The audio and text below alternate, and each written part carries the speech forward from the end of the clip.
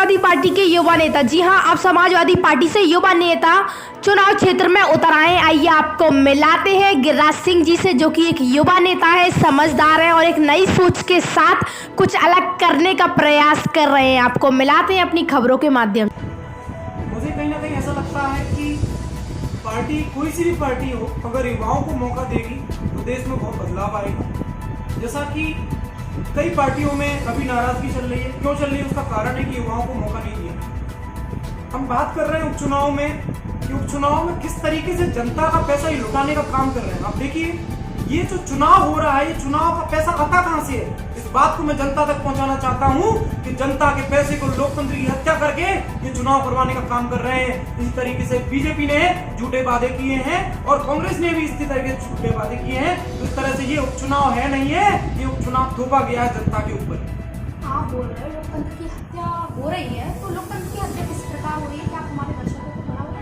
बिल्कुल, लोकतंत्र की हत्या इस प्रकार हो रही है कि जब जनता ने आपको चुनकर भेज दिया, जब आपकी सरकार बन चुकी है, उसके बाद दोनों पार्टियों ने, बीजेपी और कांग्रेस ने जब झूठा वादा करके सरकार अपनी बना ली, उसके बाद बीजेपी ने भी कुछ ऐसा काम किया जिससे उनकी सरकार गिर जाती है और ये लोकतंत्र की हत्या कहलाती है। लोकतंत्र की हत्या का मतलब होता है जब जनता ने आपको चुनकर भेजा दिया, आपने पूरे वादे नहीं किए, उसके बाद क्या होता है? उसके बाद यही होता है कि ये लोग सरकार बनाने का काम करते हैं और 27 से 27 विधायक खरीदे जाते हैं और उसके बाद इसी तरीके से कांग्रेस झूठे वादे करती है, बीजेपी झूठे वादे करती है। मैं आपको इस चैनल के माध्यम से बताना चाहता हूं, अगर मैं युवा यहां से अगर विधायक बनता हूं, एमएलए बनता हूं पौरी से, तो मैं युवाओं के बीच में किसानों के लिए, रोजगार के लिए, स्वास्थ्य के लिए, जो आपकी देश की नींव होती है, जो रीढ़ की हड्डी होती है, उसके लिए मैं काम करूंगा। आप समाजवादी पार्टी से युवा नेता हैं, तो कई नेता खड़े होते हैं, हर पार्टी से खड़े होते हैं, तो क्या करते हैं लोग? पार्टियां चेंज कर देते हैं। ये कुछ अच्छा नहीं कर पाते हैं या इन्हें अपना बजट नहीं मिल पाता है उस पार्टी में। जैसे कि काफी कार्यकर्ताओं ने बीजेपी से कांग्रेस ज्वाइन किया और कांग्रेस से बीजेपी में ज्वाइन किया, तो उसको लेकर आप क्या कहना चाहते हो? जैसे कि एक जगह रहकर ये काम नहीं कर पा रहे हैं, तो इसको लेकर आप कहीं ना कहीं इसका कारण है कि इनके अंदर लालच है। उस लालच को निकालना होगा। मैं यही कहना चाहता हूँ, युवा का उल्टा वायु होता है और वायु जब वायु चलेगी तो बदलाव आएगा। इन लोगों का क्या है? लालच है।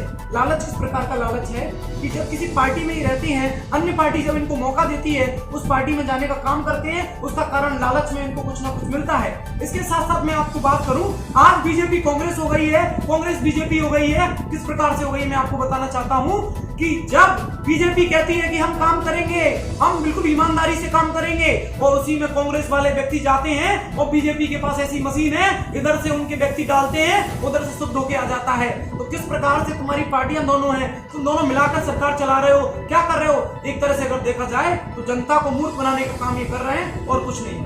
ये थे हमारे साथ समाजवादी पार्टी के युवा नेता, जो कि हमारे देश का आने वाला भविष्य है। सर, मैं आपसे एक और इम्पोर्टेंट क्वेश्चन करूंगी।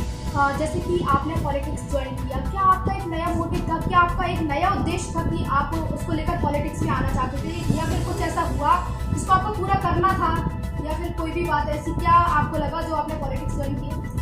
एक्चुअली मैंने इंजीनियरिंग किया है, 2012 में आया बैचलर ऑफ इंजीनियरिंग। मैंने इंजीनियरिंग किया, उसके बाद मैंने एमबीए किया और एमए इंग्लिश भी किया और मैं इंजीनियर था दिल्ली में। उसके बाद मैं टीचर बन गया, मैं कौटिल्य अकेडमी पढ़ाने लग गया।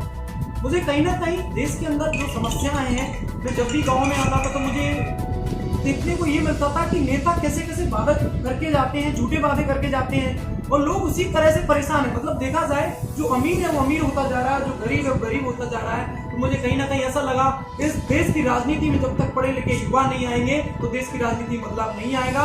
तो मुझे ऐसा लगता है कि युवाओं को, पढ़े लिखे लोगों को जब राजनीति में आएंगे तो बदलाव आएगा और मैं आपसे वादा करता हूँ, मैं एक ऐसा बदलाव लाऊंगा जो याद रखेगा हमारा पौरी विधानसभा। सर, बहुत बहुत धन्यवाद। तो ये थे हमारे साथ समाजवादी पार्टी के युवा नेता गिरिराज सिंह।